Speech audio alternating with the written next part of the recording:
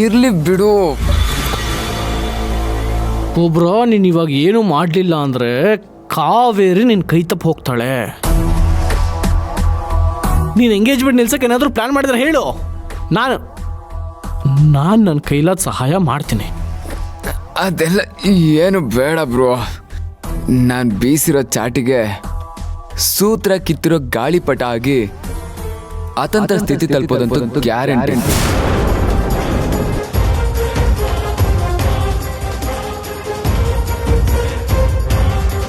Bro ಏನು ಹೇಳ್ತಾ ಇದ್ಯಾ?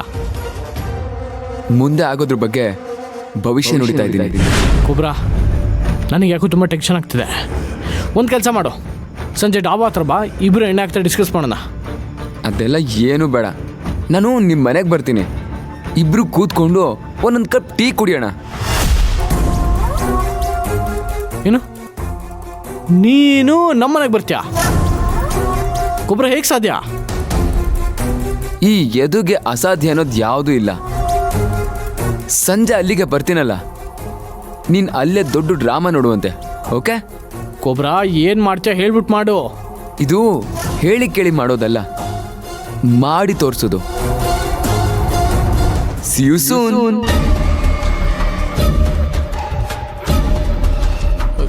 ಕುಬ್ರಾ,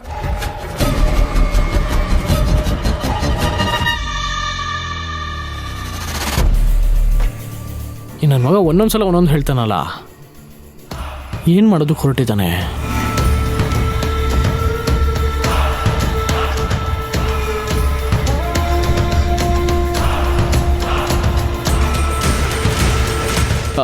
ಸೂರ್ಯದೇವ, ಏನೋ ನಿಂಗೆ ನಮಸ್ಕಾರ ಮಾಡಿದ್ರೆ ಒಳ್ಳೇದಾಗತ್ತಂತೆ. ಒಳ್ಳೇದು ಮಾಡಪ್ಪ. Thank you, bye.